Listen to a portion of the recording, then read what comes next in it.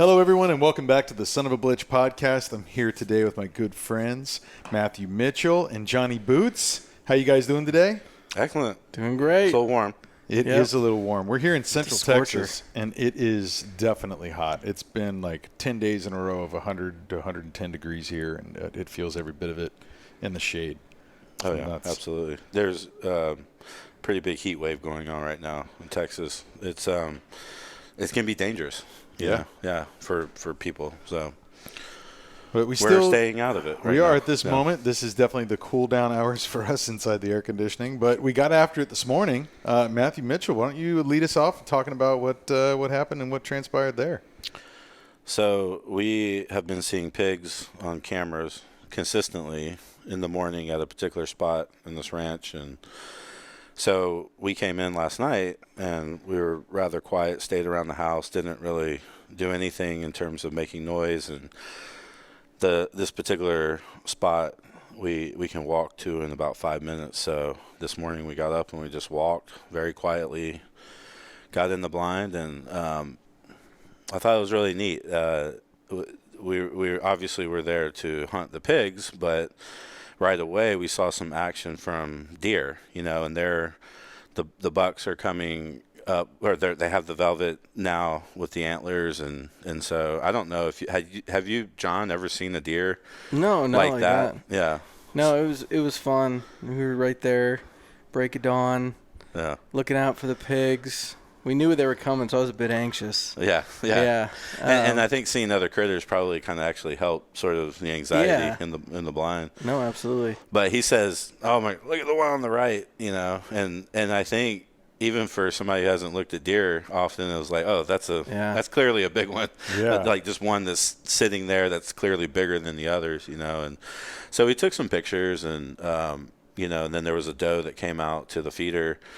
And she was hanging around for a while. There's some raccoons, and so I think I kind of knew, also paying attention to the cameras, that perhaps like the pigs might be a little slow because there was other critters about. But once the doe left and the raccoons were there, they immediately took off all of a sudden. And so I was just in my head thinking like, okay, that was one of those tell signs. Either they just freaked out about something or like something else is coming. And so immediately, John, I don't know what you say, but it's almost like a whoa, and that pig, the big sow steps out from the right. Oh, yeah. Yeah, and then we just kind of watched them both, like all three of them come in. So there was a sow and then two, I would say, between small and medium-sized pigs. And so I immediately picked up the rifle just because with pigs and let's say mature bucks, you just sort of get into that mode. You got to go. You just never. They're skittish. You never know when they're going to take off. And we had long conversations the night before about which do you shoot, what are you thinking about, and I think for me that small to medium size, we shot a lot of big ones lately, and so kind of wanted to like cook and go through some recipes for some smaller pigs, and just thinking about that, and so put the crosshairs on one of the smaller ones, and it was basically not broadside. It was facing away, kind of in a like quartering away basically, and then it turned. I pulled the trigger. I mean, even John, I think it went down so fast that I really didn't even see it.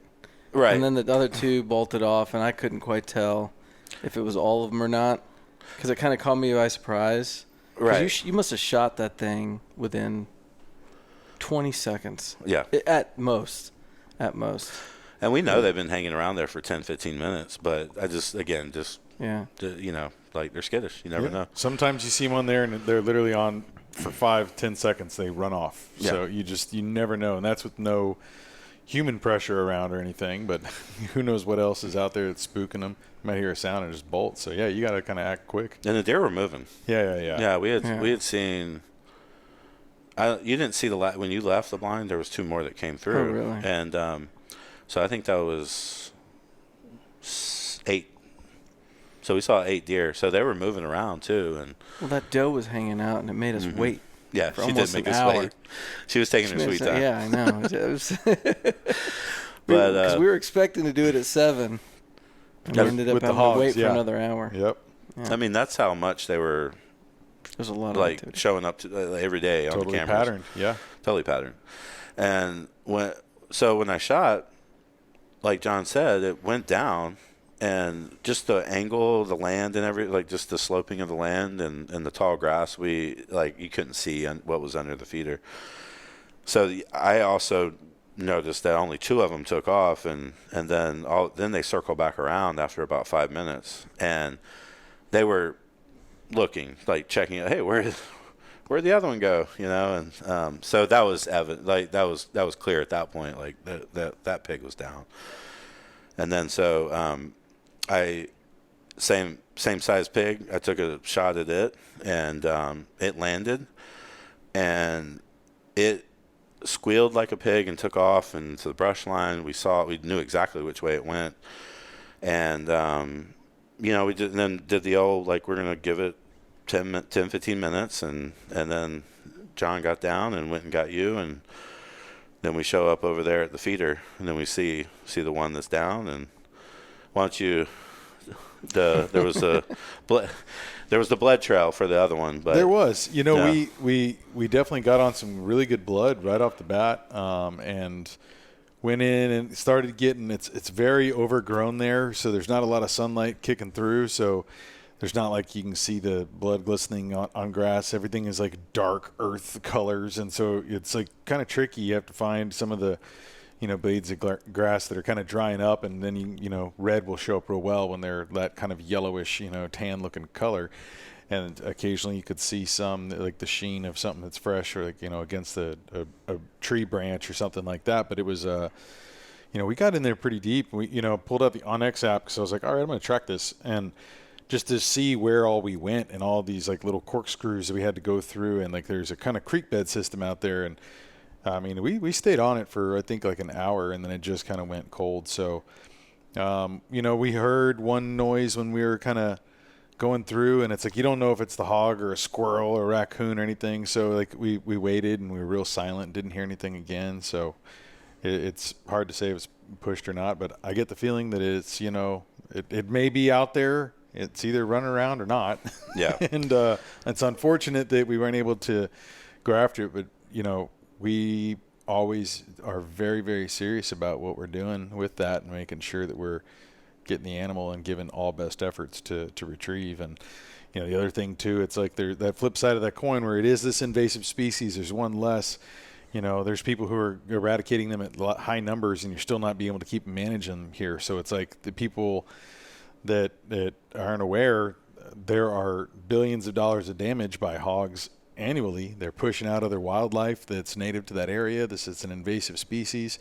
In Texas, we can hunt them 24/7, 365, multiple means. And so it's really something that people are trying to get rid of. And even if we used to kill 50 to 100 of them here a year. We'd trap and hunt. I mean, that's a lot. And there would still just be, the same amount the next year. And then all of a sudden it dwindled down. We didn't see them for years, I mean, you were out here, Matthew, hunting for a whole season. We didn't see a single one. I think we saw one on camera, maybe, or two. But, so now to have some that are coming back and patterned, and, we want to eat them because they're so delicious. And we have some really good recipes we've tried. I mean, you just did, why don't you talk about the dishes you just did? You had some amazing ones a couple weeks ago. Yeah, I did. Guisada de puerco, and out of the Hog Book by Jesse Griffiths, it's called Bourgeois, but it's it's basically a South Texas, North Mexico style meat gravy, if you will, slow cooked, and and then the other one was called, it's his favorite out of the book, and it's called paprikash, and it's a Hungarian sort of paprika heavy dish, like paprika heavy in terms of the main spice, and you serve that over egg noodles. But it's done the same way. It's slow cooked, and you really, I think slow cooking a pig, like I grew up in North Carolina, and we did a lot of smoking of the shoulders and pulled pork, and that's my favorite way, to enjoy a pig. And these wild pigs, I mean, they're no different than the farm pigs. As a matter of fact, I actually like the fat on them a little bit more. I think, there's a lot of egg corn eating, and just from the just from the wild, it just sort of has a more of a nutty flavor, in my opinion. So, but they really are good eating, and again, that's why I like kind of went after those smaller ones from that aspect. George he just got a new smoker recently, and I think that's definitely some of that meat's going to go in the smoker, and they're fantastic critters. I think Jesse Griffiths, the cookbook we were referencing, he's done a good job of trying to highlight, they're invasive, but while they're here, let's take advantage, and make it part of the meat that's in our freezer. Great table fare. And, Mr. Jonny Boots, you had that paprikash at your house, and so you kind of had the tail end, not that he fed you the tail end, but you had the tail end of that story of, being able to then have the table fare of that animal. But you were in your first time in a hunting blind this morning ever. And you're then seeing on the first hunt a hog get taken. You got to see all sorts of deer and wildlife, raccoons, and kind of get to see the day awaken. You're new to this. So why don't you kind of talk to folks about how, what your experience has been thus far coming out to the ranch and what that's been like, this being your second trip. And I mean, it started, within however many hours we're here, 8 hours or something like that. It's like you're in the deer blind, but last trip, was a little different. So if you just want to lay that out, maybe you can kind of talk about what that experience has been like leading up to the shot. Yeah, it was really interesting the first time I came here. I'm kind of laughing thinking about it, because this is, it's like I think about it, you got to earn your fun here. It's like you're working, and it's like that experience where you get to kind of get completely distracted from everything that you've been dealing with. I haven't been out in the country really even, for the last, I'd say 5 to 7 years. So, I didn't do it a lot as a kid.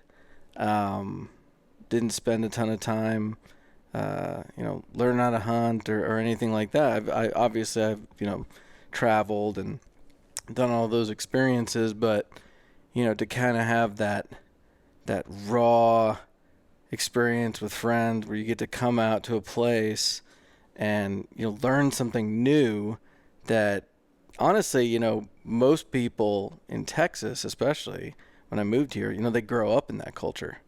And so, for a guy like me that didn't grow up here and didn't have a family that, hunted or owned land anywhere, is really a wild experience coming here, as an adult man, So it's kind of a little nerve-wracking just because you're learning a lot of new stuff, and sometimes you almost feel like it's like a little juvenile what you're learning, like a little like you're a kid. Right. And it's like you're in one way getting, the fascination of doing something, new and exciting and very primal, Sure. But, it's really cool. So I just wanted to kind of step back and look at it, from a more, overall experience level. But coming here, it's really also just hanging out with buddies, getting to actually, maintain a property that's, what was very interesting hearing your history and kind of how you talk about it and all the stories that have built up over the years here.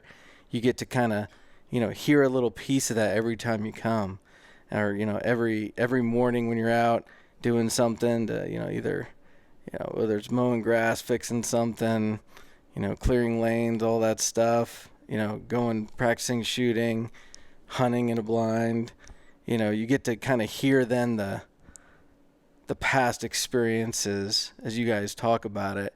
And, for me, that's all new. Sure. Like you guys have this kind of build up together, which is also really cool to see. So, I mean, it's a lot. It's drinking out of a fire hose. I mean, when you first, start learning about hunting. Yeah. Almost over your skis too. Yeah, absolutely over your skis all day. And to be honest, I'm not used to that either. Like I'm not used to that. It's a there's, for me personally, I'm in control of a lot of aspects of my life. But like I come out here and it's like a new thing where I have no control, and there's you know, quite a bit of also patience and learning and opening your mind that has to happen, which is, you know, for me it's very new. I didn't start hunting until I was in my 20s. Okay. Or late 20s, right? So I know what you're talking about. Mm-hmm. Like there's something there. I think there's almost a part of me when I was first learning where I'm questioning, why didn't I learn this as a kid? Like, Yeah. Why am I just now catching up to all this? And lucky enough, I grew up fishing. I knew what that was. I knew, you know, there was that part of us. So like in my family, but I mean, I think when it comes to hunting and sort of like fishing is a little abstract, right? You're just pulling this thing up out of the water, and you know, it's a lot of fun, and you know, it's fun to eat and all that stuff. But like, there's something about the land side of being an outdoorsman, you know, like kind of like how George has the wildlife conservation, you know, on this land here, and like trying to cultivate an environment that is prime for every native species here. And when you like get in, when you sort of understand the essence of that and like the care for that, and hunting is part of caring for that, you know, it's like not only just the skill set, but sort of the idea of like this connection to the land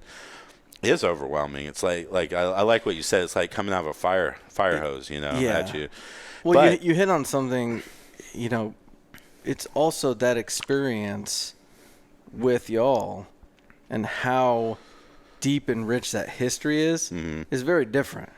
I mean, you know, I go on a work trip with someone. It's like you said with fishing. Sometimes fishing, 90% of it's just charter fishing, and you go out on a boat with somebody, you catch a bunch of fish. You don't have to really love fishing. You don't have to be immersed in it. You don't have to. There's no accountability for it. You go out, you know. You usually don't own the boat. You don't, you know, whatever. It's the whole thing. And I think what's really different about this experience is that, you know, like I said, the rich history that's there, the stories, the raw nature of it. So it's not just me getting to come and you know, work out here. You'll learn about hunting and all that. There's a lot deeper meaning to it. Yeah. And I think that's a little bit more intimidating because it's more personal.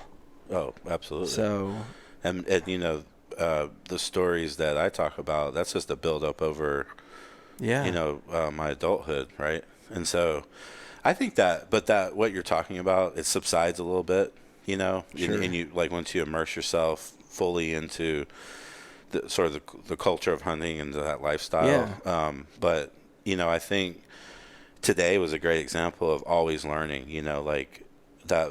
I'm all like at some point when George and I are on a blood trail, because we've tracked mine over the years, and I'm still learning how to look for blood and just the small signs. Like today, I was noticing a lot more around the blood how beat up the earth was from, you know, like I think digging in and changing course and all that. Yeah. And that was something I don't often notice, you know. And so just like every time you come out here, you're here twice now.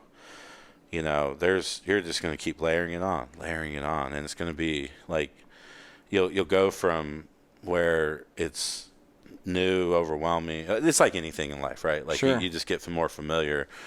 But when you really start to feel a part of the culture and that, in terms of like, you know, you talked about passing this along to your boys, you know, I think that there is a fulfillment in that, you know, like and I think that's something that I hope you're starting to see, even just being. Well, I'm super excited. Oh, No. I absolutely see it, and I see the potential in it.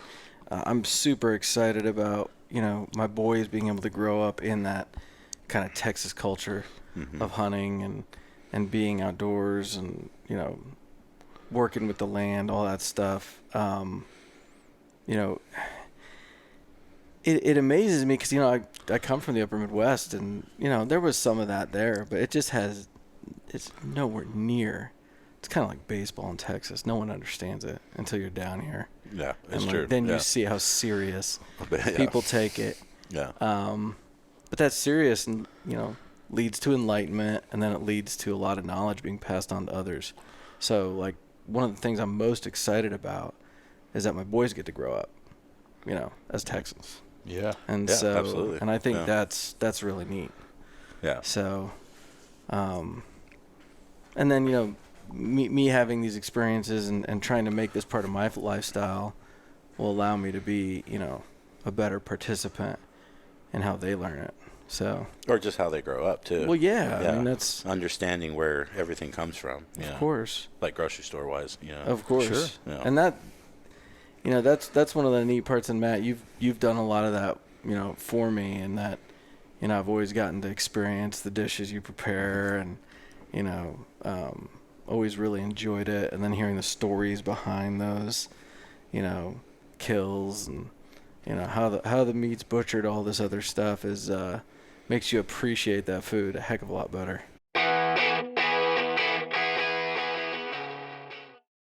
Hey everybody, just wanted to take a moment to tell you about Sharing the Land. For those unfamiliar, Sharing the Land is an initiative that was brought together by Doug Duren to bring land access seekers and landowners together to form these unions to be able to better benefit the property.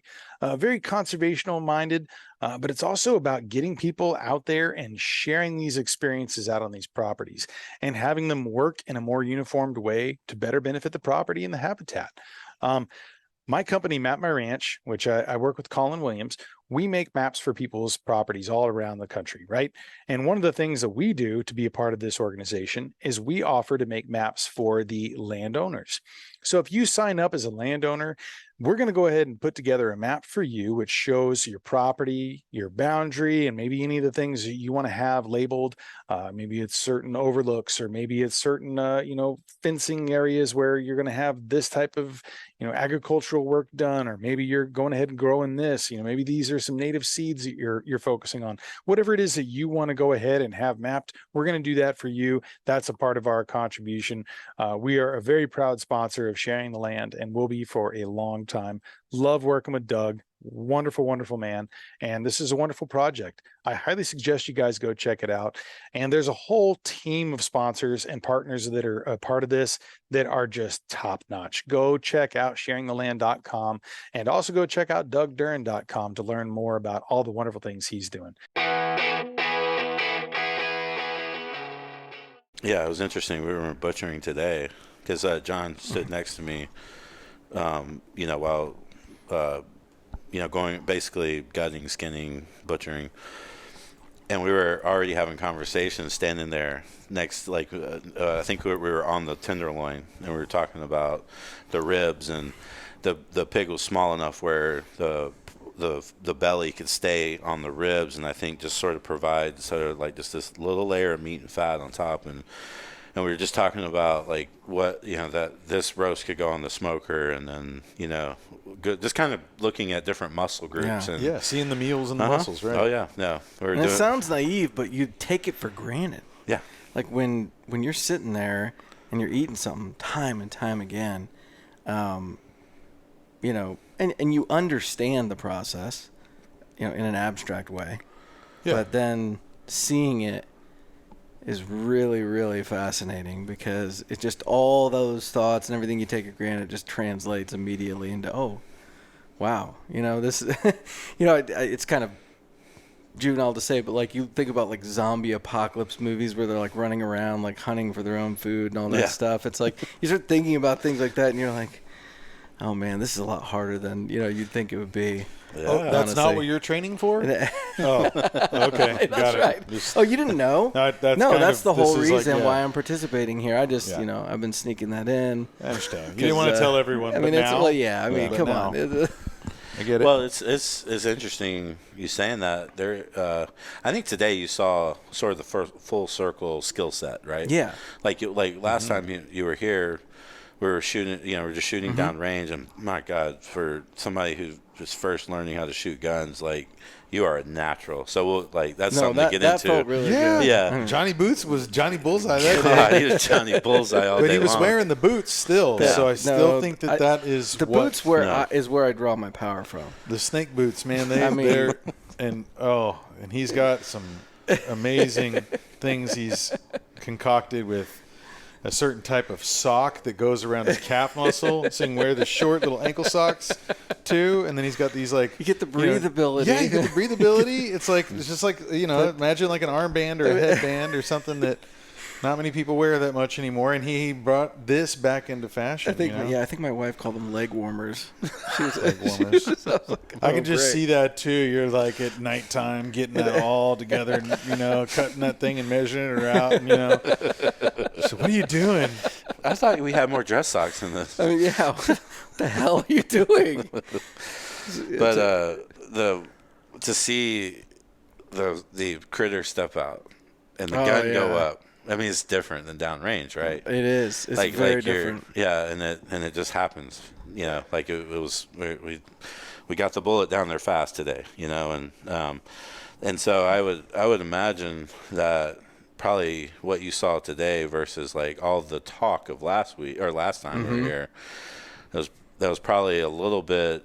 I don't know the right word. Is it? Would it be like not overwhelming, but almost like.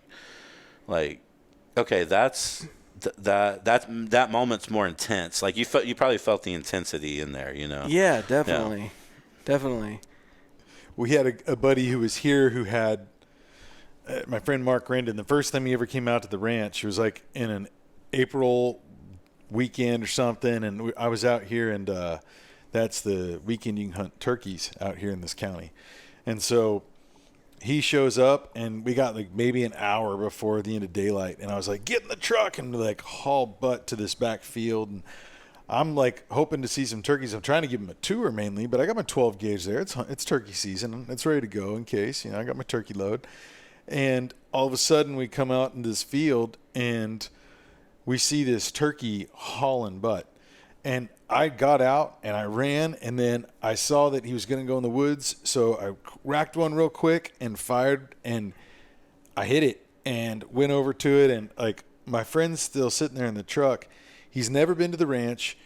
He's never been in this kind of environment. And then all of a sudden it's like, he's like, what just happened? Like if you had that be your very first experience, like what? He's like, and I remember he just turned into a different kind of human all of a sudden. Totally, man. Yeah. He's like, I remember we were like, butchering and stuff, and he just got this look, and he's just, it's like he's seeing this other side of me that he's heard little bits about. But when you come here and you have a trip before that happens, you saw like Matt took an amazing shot on a running squirrel and got it, and so you saw, put us taking small game, and. So you kind of had a like maybe it was a good warm up. Yeah. It really is a good warm up because you get to see the the blood and all this. Yeah, here's a dead animal. It's all these things that, honestly, you experience in your life. You don't experience them in this context, and that I think. I don't know. There's something almost calming about it. Yeah. Like I think that's what surprises me the most is that. It's that primal thing, I think. Yeah. That can, like, I think the primal nature of all this sort of calms us down. Because, like, our environment, we all live in, cities that are buzzing, humming all the time. It's, like just always on, stressful.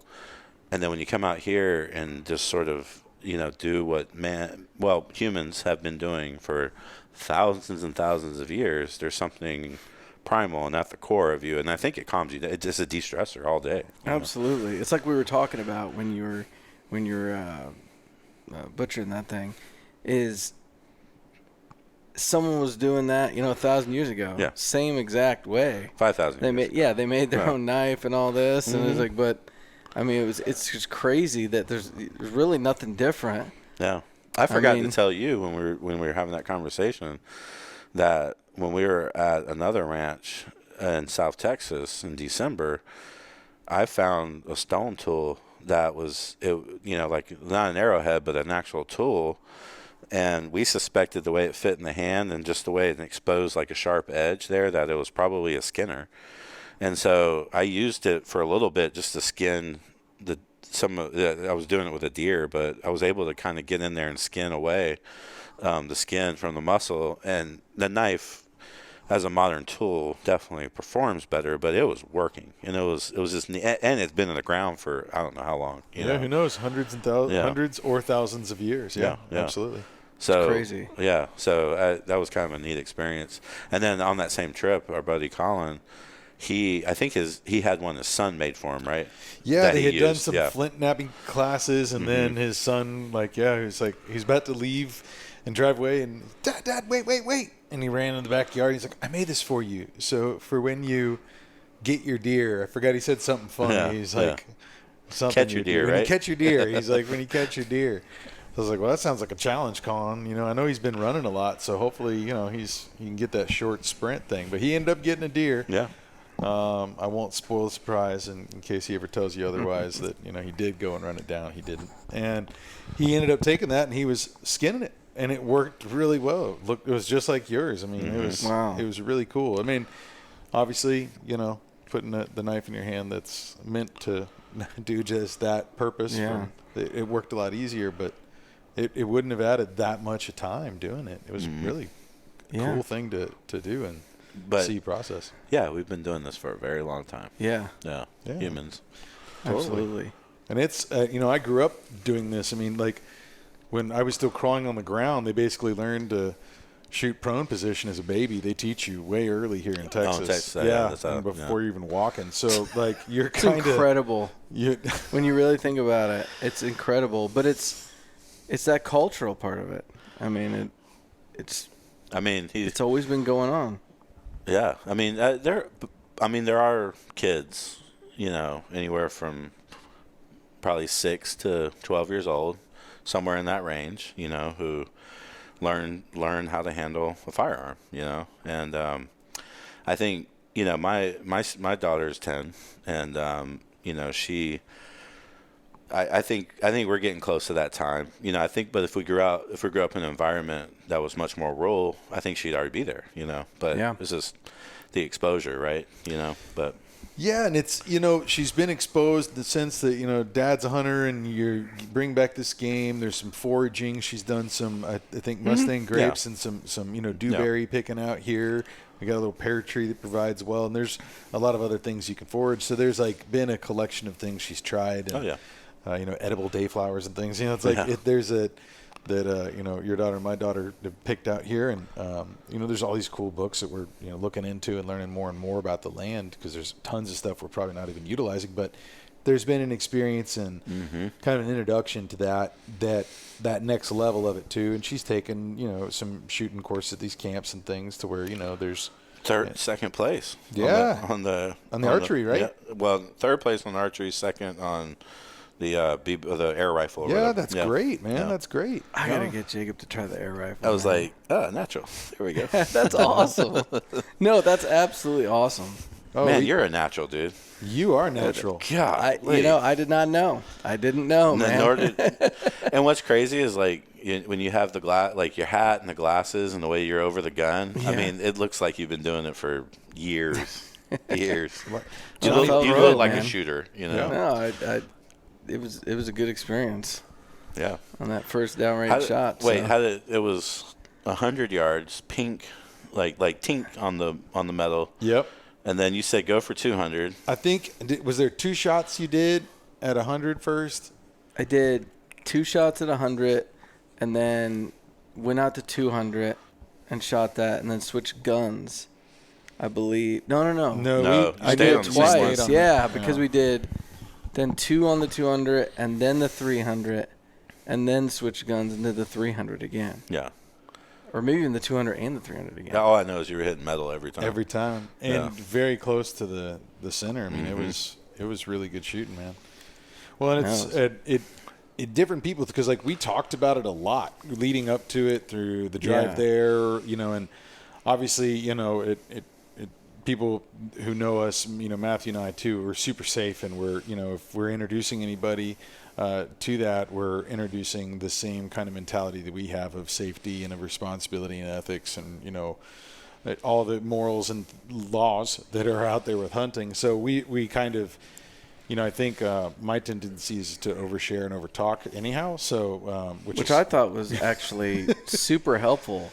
Yeah. And extremely calming, especially when you're looking, down the scope, 300 yards out. For someone who's not experienced, that's a long way. And so, you're looking in there and it's shaky and you got to really just control your breathing.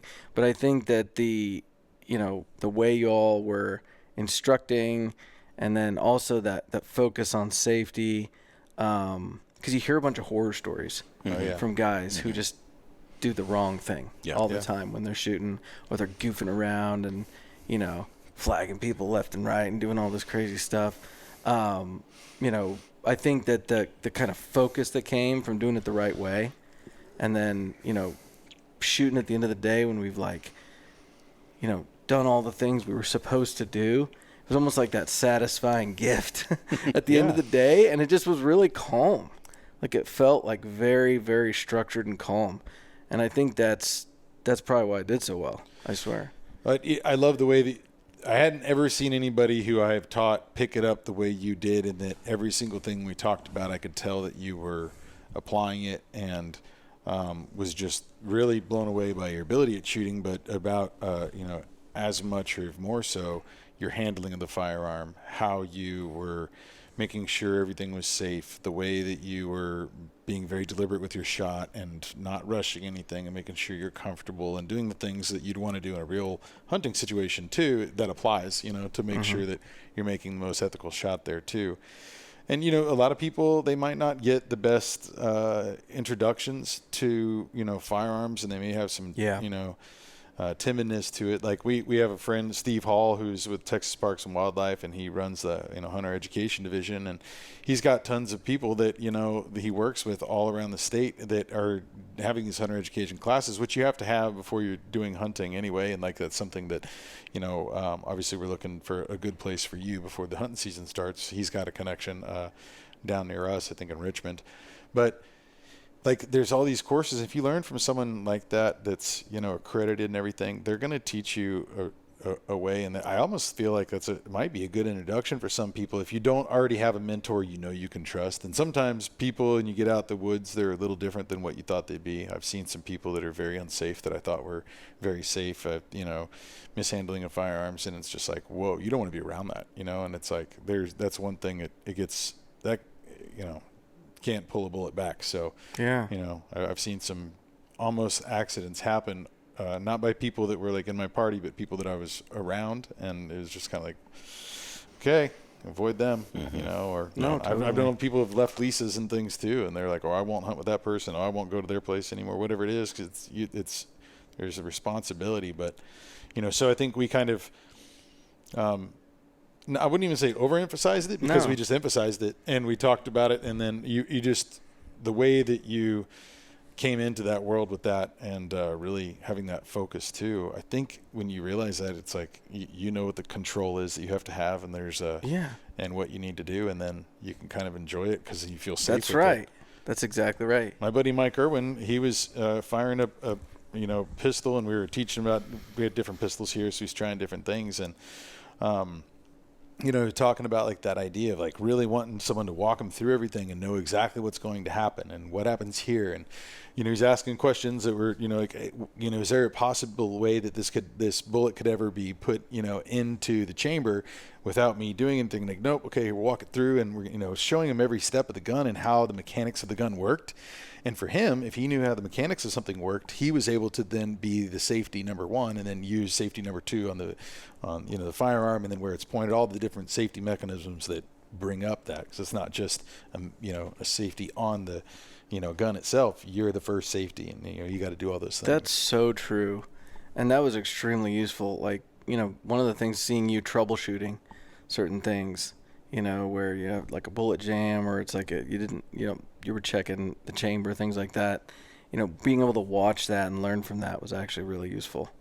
So, and a lot of people, I don't know, it comes back to, it's kind of sappy, but when you have buddies, and you hear a lot of like stories about everything before. It's just like a very calm environment. Yeah. That's, it's different.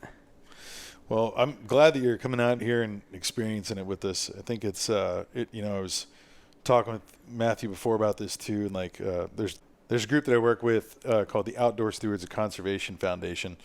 And they have a program called Come With. And like, their initiative is to really bring someone out with you that hasn't, hunted, and kind of explore that with them, show them that side of life, show them what stewardship of the land is, and how you have this connection with the land. And like you said, you have to like you said, you earn your fun, right? Or earn your hunt, or whatever it is that I think it's not this like, oh, I'm making sure that Jonny Boots does this many hours before he can hunt here. Right. It's not that. You're earning it for yourself, because you're earning an appreciation, a love, a connection to this side of things and your primal self, and providing for your family, and having a skill set you can teach your boys, and being able to survive in certain elements. If being able to use a firearm, if there's anything 100%. like, you're earning a badge, and like that, adult scouting, right? Like you're getting this like, and so many multiple, badges. I mean, and also like we talk about like troubleshooting, that's one of the biggest things we do out here in the ranch. There's always something that is breaking down. You're here, problems. Tire went flat. What do? You got burrs on this. You got to grind them down. You got to take this in to get fixed. You got something else. Another tractor's being dropped off over here to get worked on. There's always things that are, I can repair this, or I can try to figure this out. We're repairing a water line today. Like there's things that we're always doing here that I think adds to the experience badges, Yeah, absolutely. But it's still part of what it takes to have the full stewardship and caring for the land. And so it's it's cool that to be seeing someone with fresh eyes doing it, because I sometimes take things for granted when you bring someone with you. Absolutely. It's a fun thing to kind of re-experience way. I mean, do you feel that way, Matt? Like, is that something that when you see someone else learning that kind of thing, it's like kind of brings you back to whenever you first started? Oh, or whatever? Yeah. That's what I was talking about earlier, in a way, in terms of like the emotional side of it.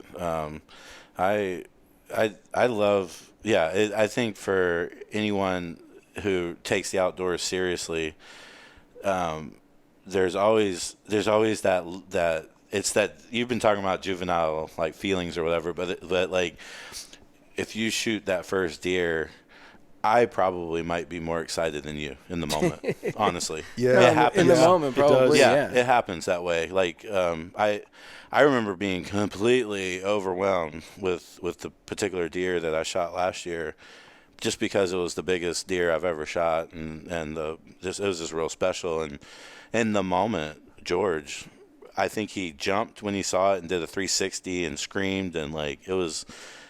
I mean, because again, it's that like you're so happy for somebody to do something their first time. Absolutely. I mean, it was that sharp cactus too, but it was. I was very excited.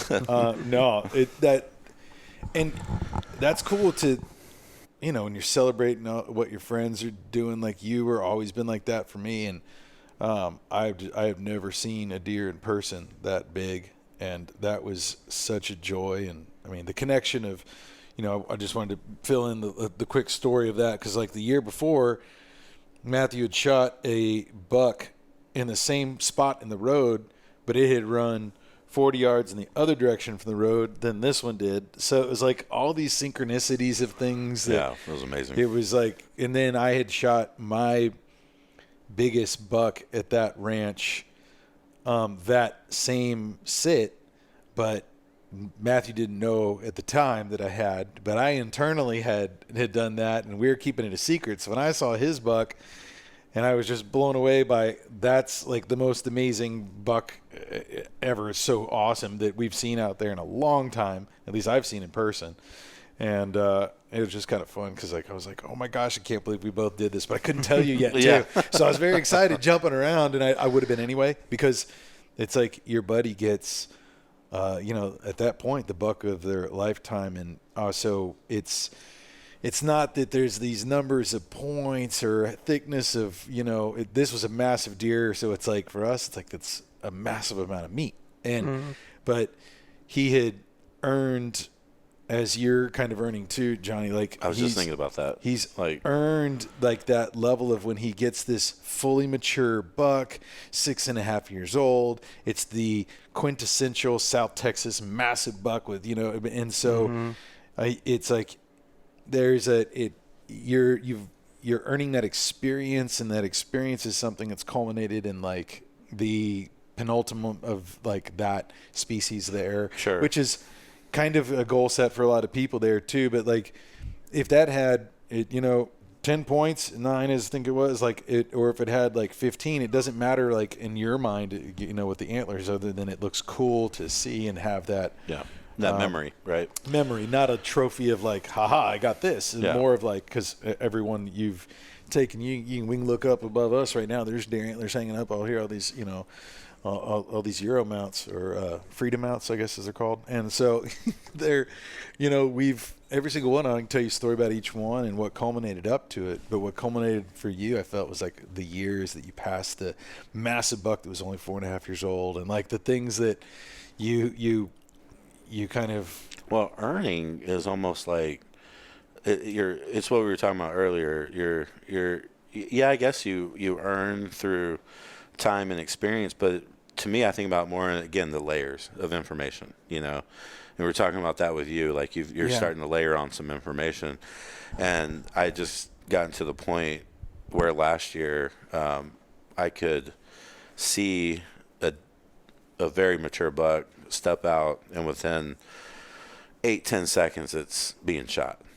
That's not something you can do sitting in the stand for the first time. You just have to layer on the experience and the time, and so it's one of those things where not only will your experiences layer up, but you're coming into, you were talking about bringing someone into the hunting world. You're going to be layering this experience up with your boys too. And so it's not just having one person coming into that. We're bringing 3 people into the hunting world, Yeah. Then my daughter and your daughter, it's like we're all going to be. But I mean, we're doing it. Yeah, we're doing now. it. He's coming into it, and that's 3 more people, And I think that's.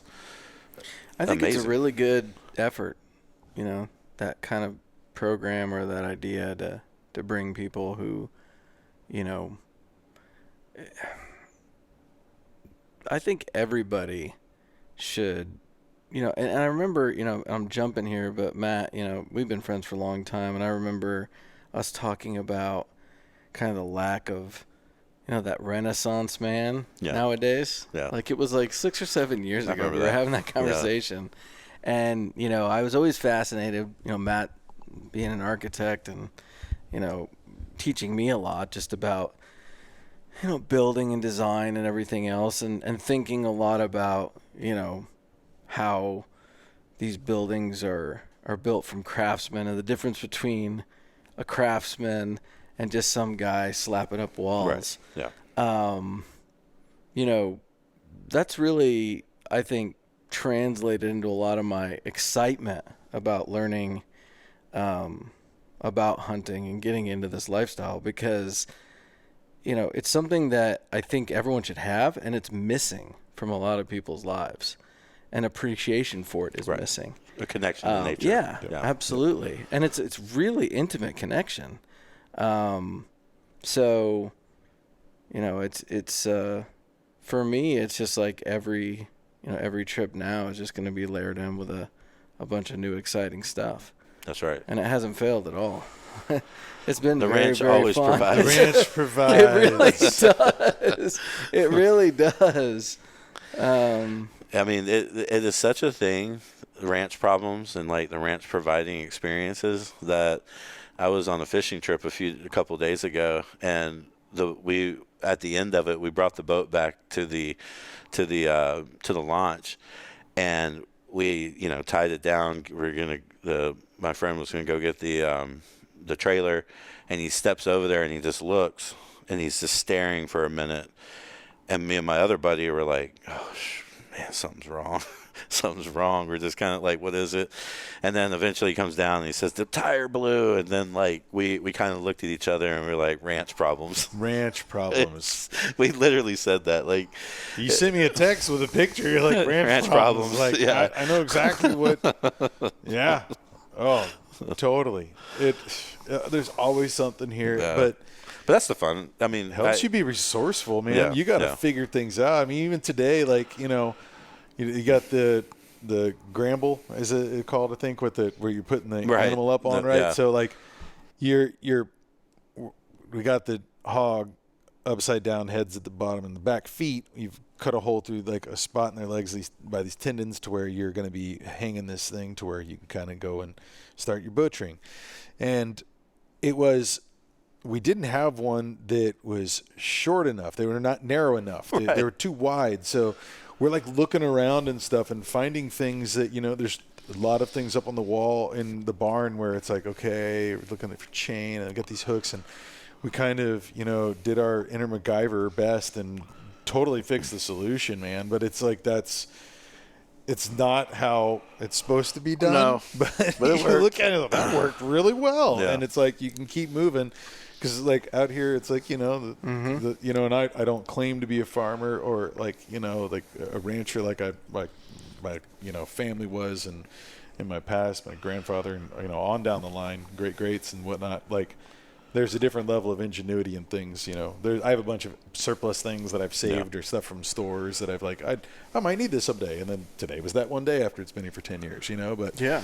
I'm glad it was there. Glad it was there, man. It's like, there's some junk. Oh, man, what do you – we're going to take it to the ranch. We'll use it. We'll use it. We'll use it eventually. It doesn't depreciate at the same rate out here. That's right. It really doesn't. Things that you would, like, throw in your garage that you'd have no use for whatsoever. They have Back value. in the city, they have value here. Yeah. That's well, right. and it's so true. Think about it, too. Like, the zombie training 101 stuff that you're doing now, this is more a 201 level thing, but you're kind of getting a little bit of it now.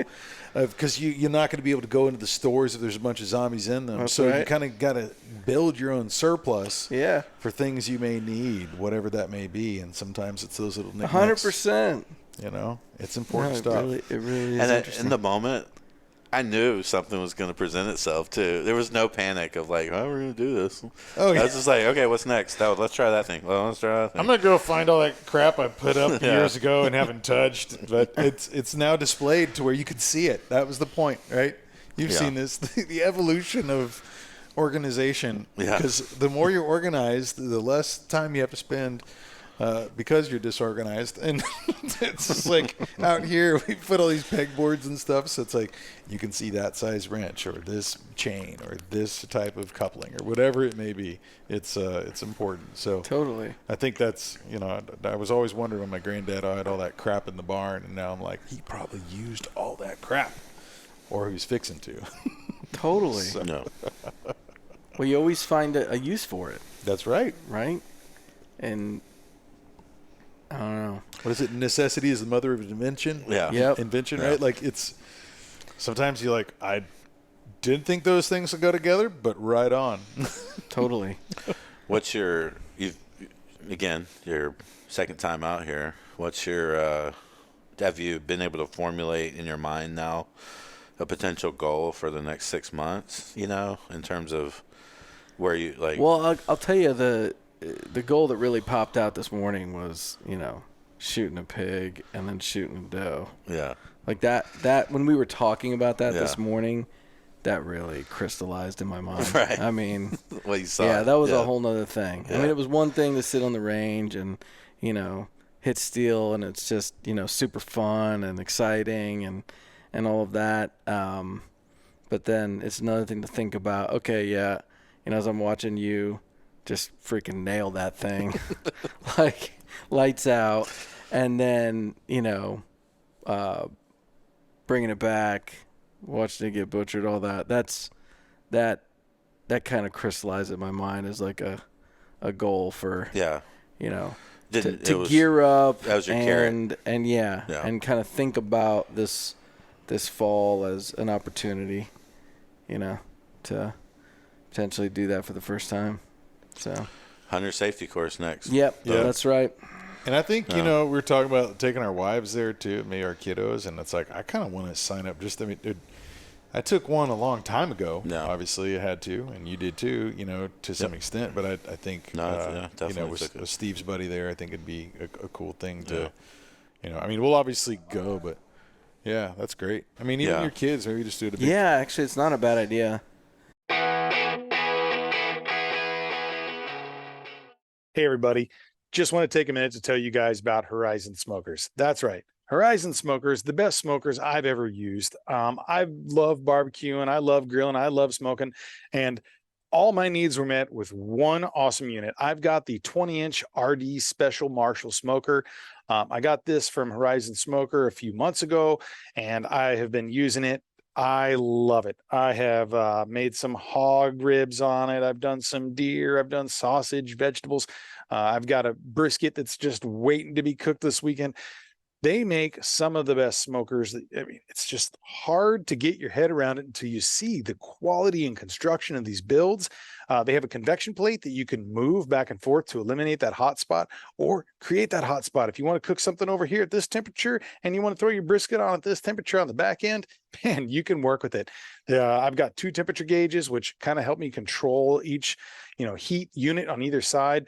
I got some grilling I'm going to be doing on that pretty soon on the right side. So you can use it, barbecue, grill, smoker, whatever it is you want to do, you can do it with the Horizon Smokers. So go over there to horizonsmokers.com today, figure out which one's right for you and place that order. Tell them I sent you. George Blitch, Son of a Blitch Productions, Matt My Ranch over here. And yeah, check it out. And there's also a book by Ryan Kleckner, former man of service, who's an amazing long-range shooter, has a long-range shooting handbook, a book that he's written that's just phenomenal. But he has a kid's book too, which really teaches like firearm safety, and it's like it may be. I mean, actually, it's probably right at the age for your boys, and so it's like it's a really cool book. So I'll let you borrow that one there too. Yeah. But it's like there's some things that, you know, like as we kind of talk to you about, you can talk to them about. So when they go up to that and someone's teaching them for the first time, there's a little bit of familiarity and there's about the seriousness of things too. But like, you know, sometimes it's like they say it's better to have other people teach your kids certain skill sets. It's like there's certain things about having you do it as well, but it's like I think in coordination with people who that's their job and they work with kids all the time, they might be able to see, okay, there's a timidness in this kid about this thing here. Let's make sure we explain this part a little bit better, whatever, that I wouldn't know how to do it because I haven't been instructed to do that. So it's like I couldn't agree more on that, I think it's especially important. as it relates to that. Yeah. And I think while taking this course and also like immersing yourself into this culture, you want to speak in a way about the culture and about what we do that comes from a place of a lot of integrity and intelligence. And I think Michael's book, I forget his last name, sorry, but Yeah, Michael Sabbath. Michael Sabbath, yeah. What's the title of that book again? Well, there's one for the hunter education. The hunter education. Yeah. So the name escapes me right now. But yeah, his book is a book that is written for hunter education, instructors. Yeah, it's a supplement. But it is, I find it absolutely, it's super well written, and it gives you a really great connection as just the person who's out there hunting and as well, like not even in that role of being an instructor.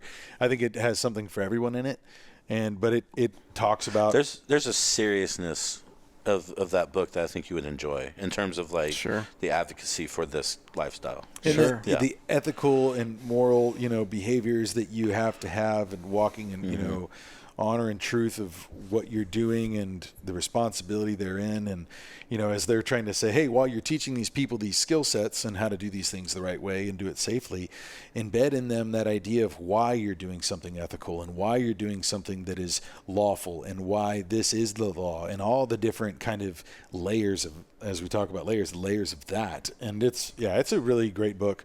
And he's, obviously his other one's really good too. He's a cool guy. You guys got to check that out. Honorable Hunter. If people knew more about that and understood that more, and it was more just pervasive in normal conversation, then I think people would have a more appreciation for, lawfully used, guns. I think there's so much, there's random, irrational thought about that.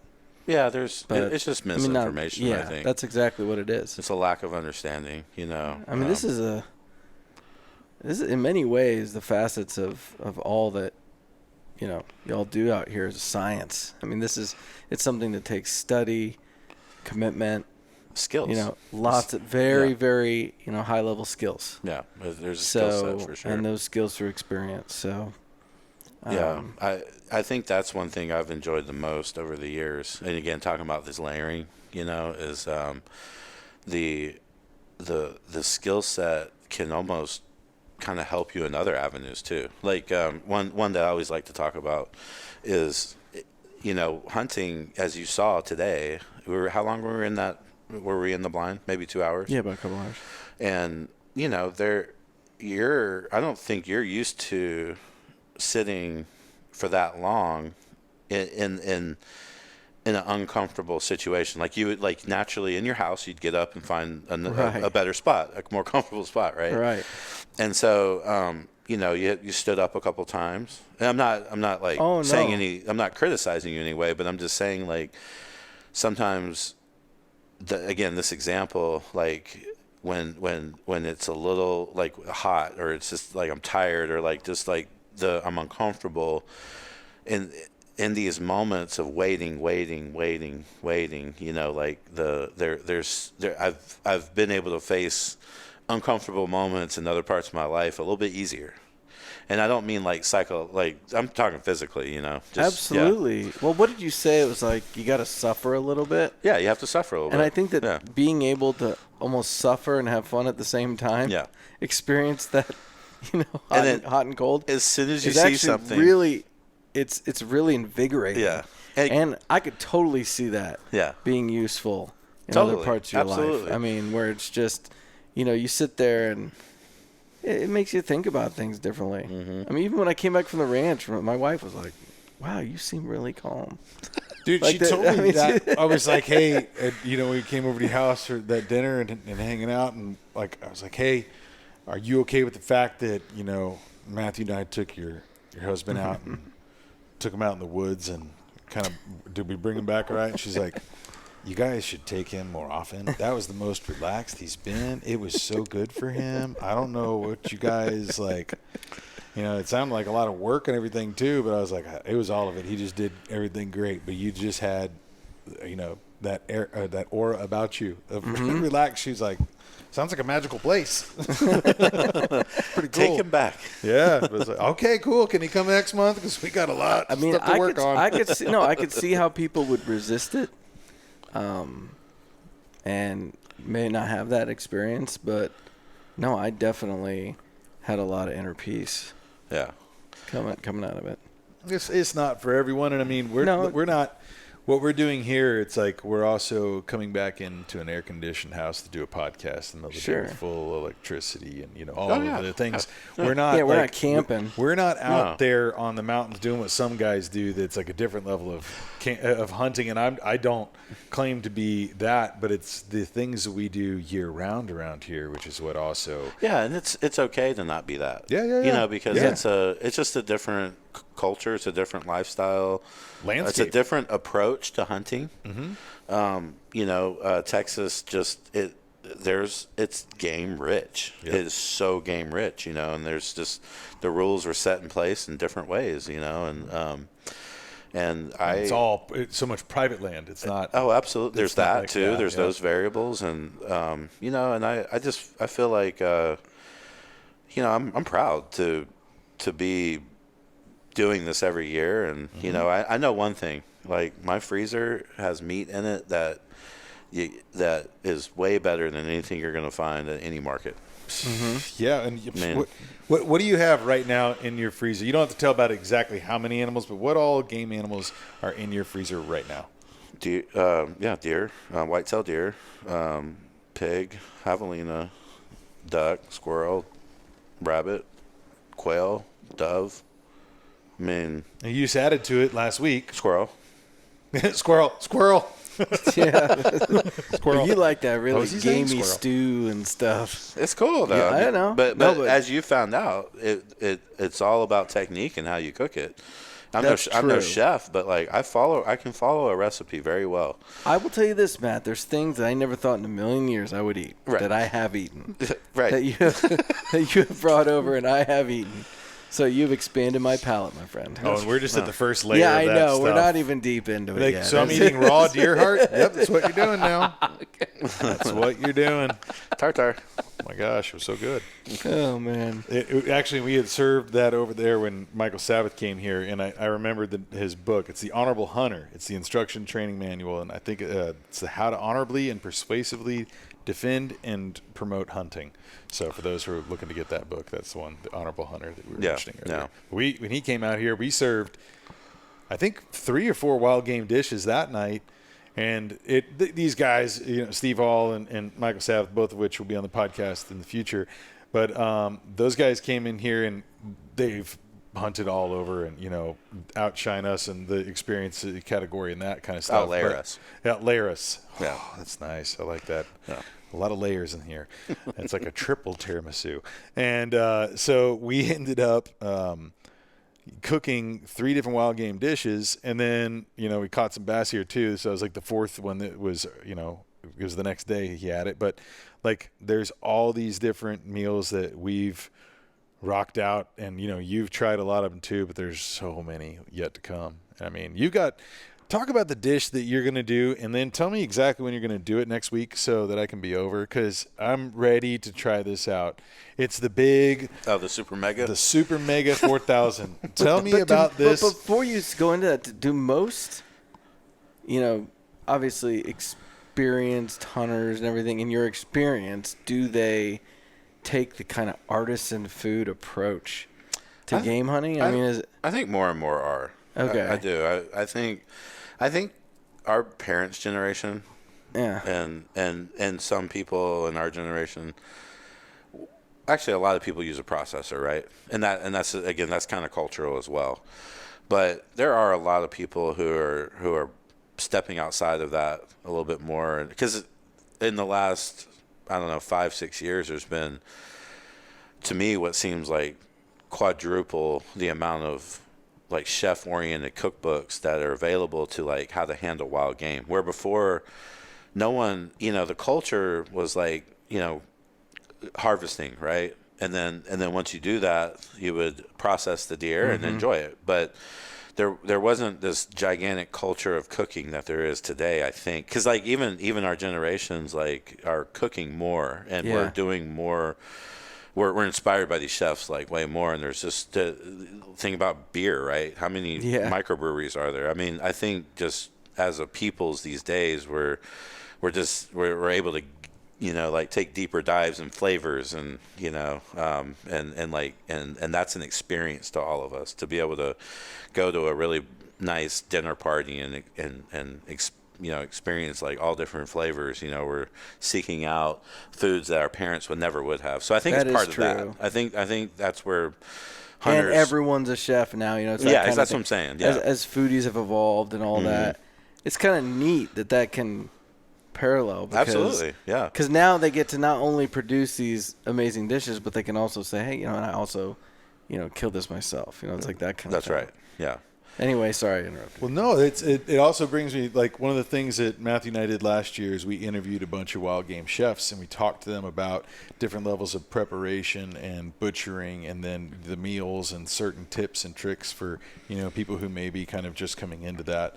And, we were talking about just today, we've got a lot of amazing guests coming up for this fall, because we're going to do that again. We got Lance Lewis with Tagged Out Kitchen. We got Jesse Griffiths. Obviously, we talked about the Hog Book, his other book, Afield, another cookbook that's award-winning. His restaurant, Dai Due, new School of Traditional Cookery. He's got a lot of cool things going on. We got Hank Shaw, who, just said last week he's going to be aboard. So, we got some dates we're going to figure out for all that. We got some other chefs, too, that we've reached out with. Some amazing high-end award-winning, these chefs that are just super helpful in all the things they've done, whether it's YouTube or Instagram or whatever, their restaurants or the classes that they teach online, the volunteer work that they may do with new, cooks and chefs, and then also with folks who are doing wild game, gourmet. And that's going to be fun. I'm looking forward to that. Like I always learn so much when we're having those conversations with those people. Just like because we're having a direct, we're asking a lot of broad questions for people, so everyone kind of can have something from it. But there's parts of it where like, I think Matt was asking, Larry White, Wild Game Gourmet last year. He's like, I have this and I want to do this with it, I think. But what would you do and how would you do it? And he's like, this. And so it's like we're taking notes. That guy is amazing, and he. Just the display, the artistry of seeing some of this food and how it like ends up on a dish. I mean, it's a whole nother layer. Another layer. See, we gotta need to have like some. That's a really deep layer, though. It is, and it's something that with YouTube and all this, social media platforms and everything. It's profound how much knowledge in terms of cooking. Preparation, all these, processes that were completely black box are now available in mass. And I think it's one of the most, interesting things about these social media platforms. And then how it ties back into what, y'all are doing in terms of talking with the specialists. But then also cooking at home and introducing people who have no connection to the outdoors. Like this is this species cooked in a way at its highest level, and totally, this isn't like your grandfather's friend who like cut a steak and cooked it for an hour, and this is something very different. I'm going to use the steel chainsaw to cut this one up, fellers. It's gamey. It's like I've heard that more. Like I just hear that so much that every time somebody tries something that I'll cook, and again, this is coming from cookbooks. It's not I'm not creating anything here. So, but I always hear, "Wow, that wasn't gamey," and I'm like, I don't even know what gamey is. Because it was so gamey before. Think about it. Like, go back 15 years. Man, like what you're saying is so... But, yeah, go ahead, because you're about to say probably it's like the gaminess. Like, that term is almost disappearing is what you're saying. Well, to me, I don't understand it because, like, I just... You don't know what it defines. I don't even know what it is because, like, when I taste something... Again, no ego or anything, but when I taste something I'm cooking from these recipes, I'm like... it tastes great. I don't know what it defines. I don't know what gaminess means. In that regard. Man, this tastes deery. This tastes elky. This is like they each have their own taste. It's not. I mean, if you maybe chicken fry something, this tastes like that's whatever true. else. Like there's maybe some things that like foreign might be a better word. It tastes foreign because that's really what it is, right? Because I remember when you first taste. And it's not prepared maybe in a special way. Yeah. But you taste deer meat for the first time. You taste venison for the first time. And it tastes gamey. What you'd think as what is described to you as gamey is what it tastes like, right? Especially something wild. If someone hasn't, prepared it properly or done anything interesting or maybe gives you less than ideal cut of meat, because there's so much more that I've learned just watching you guys about how many different, cuts and all the different flavor profiles of everything. And, being able to throw the backstrap on the green egg and eating it medium rare and it just melts in your mouth and you're sitting there going, geez, this is as good as a fillet. Right. But people are so used to, they grow up, they go 15 years and all they eat is hamburger meat and filet on their birthday, right? And that's all they know. Yeah, and if that's gamey, then game that's on, right. man. That's I'm right. down. I'm awesome. That's in. right. I'm in. But your palate from a young age was, delivered all kinds of different flavors and different things that other people would consider gamey.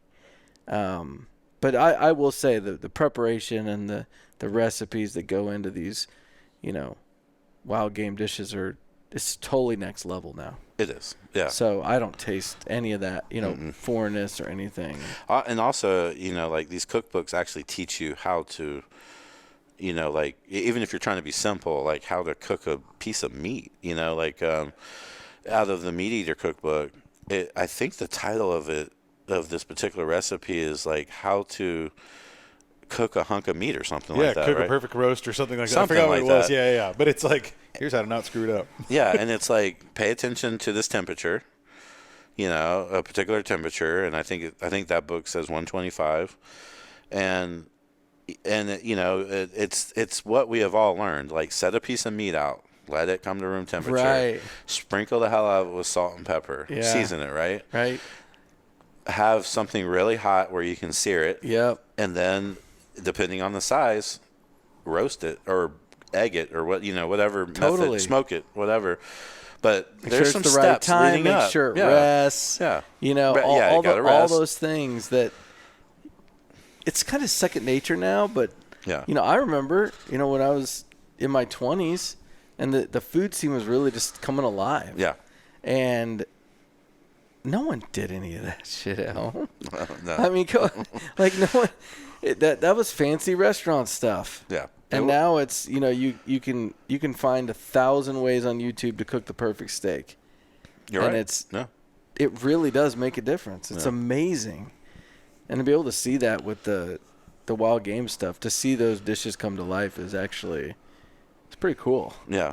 Steven Ranella, I don't remember where, I think it was one of his MeatEater episodes, you know, just said you either barely cook it at all or you take it to many hours, you know, slow cooking. There's not much of an in between when it comes to wild game. Yeah. And that's a big learn. That's something to learn. That's you know? important. And yeah, because some people, they overcook certain hunks of meat that it's like it's not good. You have to do it in a certain way. Like when you eat like a tenderloin or even a backstrap or heart, and you eat it where it's just barely cooked, and the texture and the taste and the richness that you have, it's completely different than if you have something that's medium or medium well, and absolutely different well. But it's the layers of differences in how that tastes. And I was cooking some things for way too long, and then as I'm learning and seeing more people cooking it less, and then I would try it then, and now I have no problem. We've had the tartare, we've had things that are raw, and that's delicious as well. And at Jesse Griffiths' restaurant, Dai Due, you know, I think it was the Neil Guy tartare, and there's like certain things that whenever you realize that, oh, like you can eat it like this, and you hear people doing it, and you know, maybe growing up you're like, oh, no way, just because you didn't know another way. And then now it's like, oh, well, this James Beard award-winning chef, or this guy who has multiple cookbooks over here running MeatEater, these guys are saying this, and it's like, oh, well, I might start listening to people who seem to know what they're talking about the most there. Oh, yeah, and absolutely. then you go, oh, okay, what's the next recipe? And now, you know, we're talking about Matthew and I.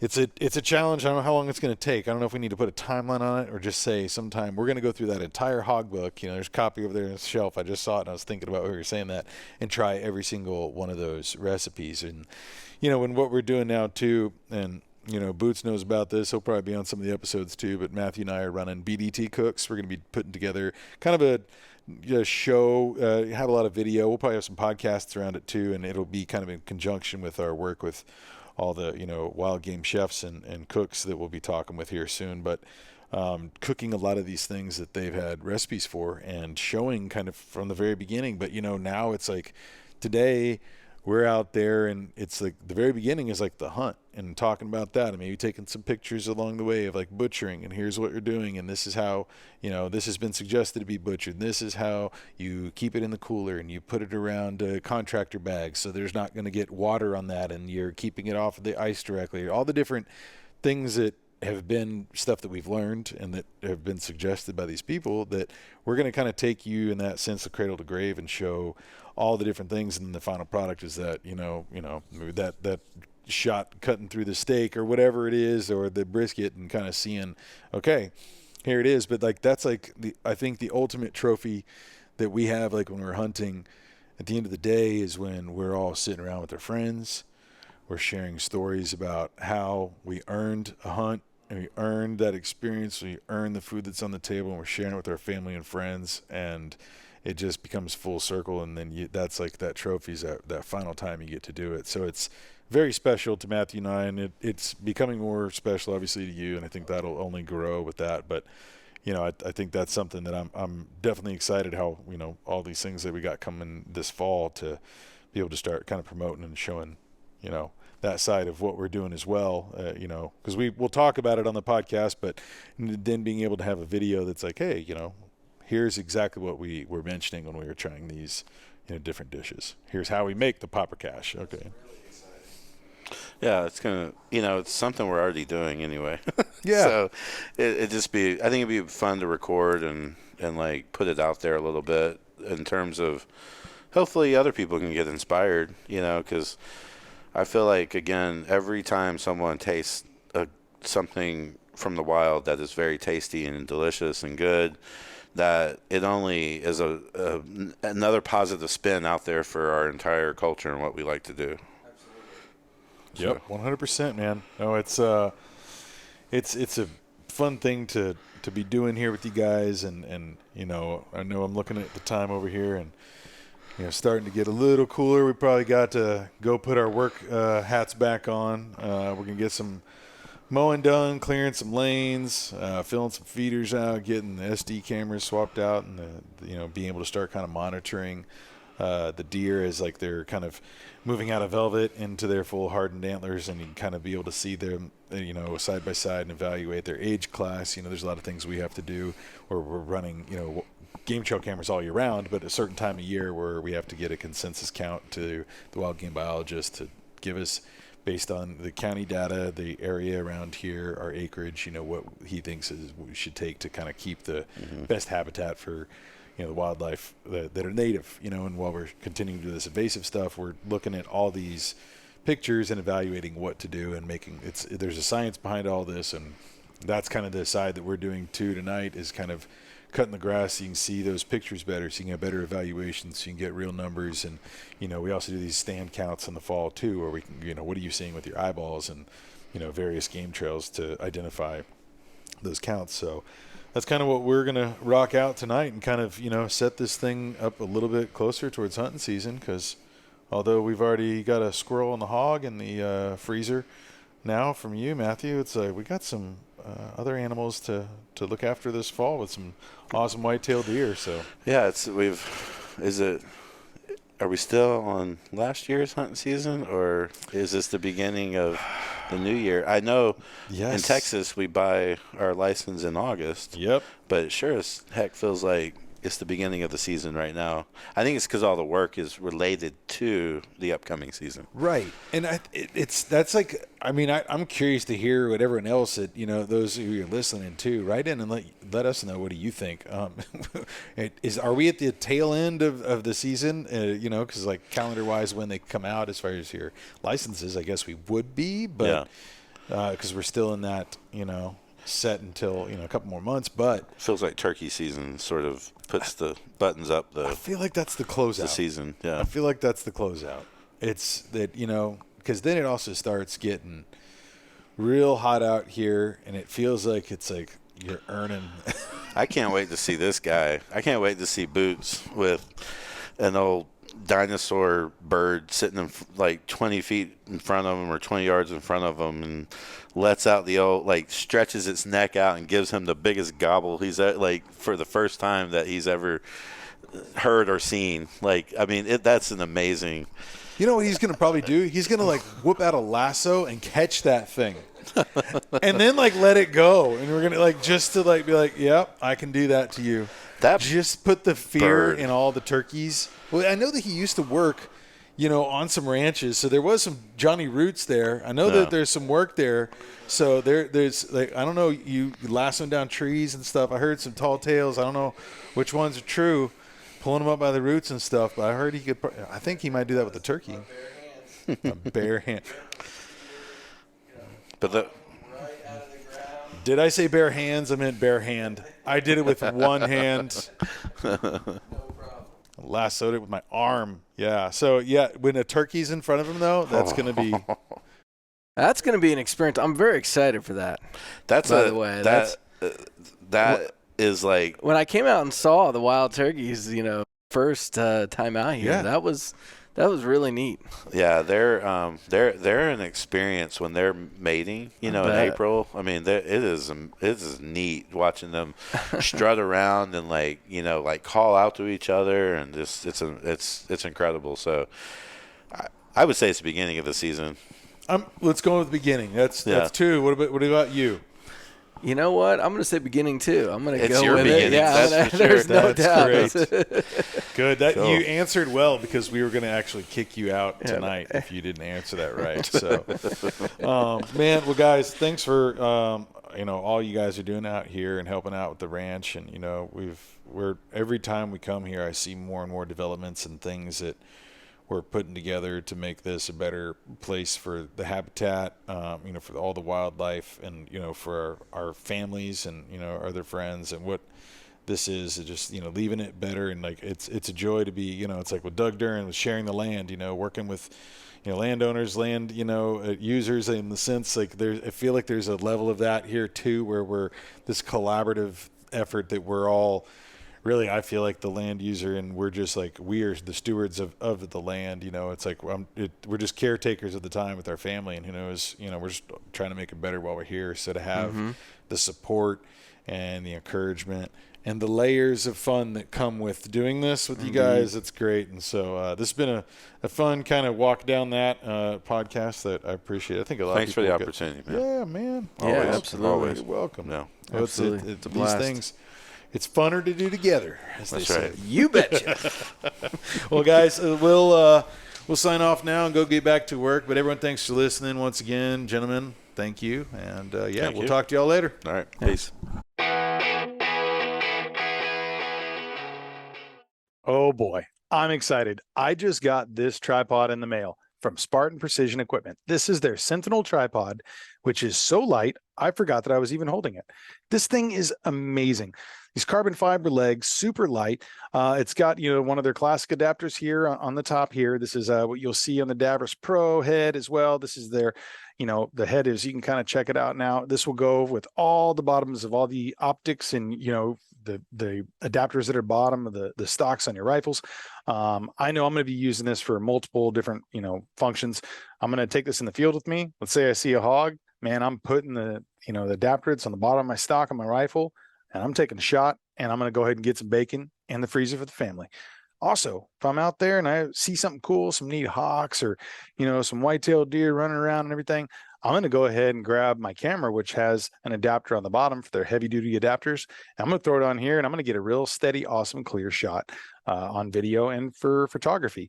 As well, if I'm out glassing somewhere and I need something steady that's lightweight to take in the field with me, I'm taking this. I can be using it for my spotting scope or for my binoculars. Look, whatever you need, Spartan Precision Equipment has exactly the thing for you for out in the field. Go to havilandbipod.com and check out their awesome line of products. I really, really think that you're going to enjoy it. I know I will. So yes, the Sentinel tripod. Thank you so much, Spartan, for sending this. I can't wait to be using this on future hunts, filming for the upcoming TV show. Wait, upcoming TV show? Spoiler alert, BDT Cooks this fall. Stay tuned. Me and Matthew Mitchell, we got some things coming your way. Hunting and cooking. Wild game at its best.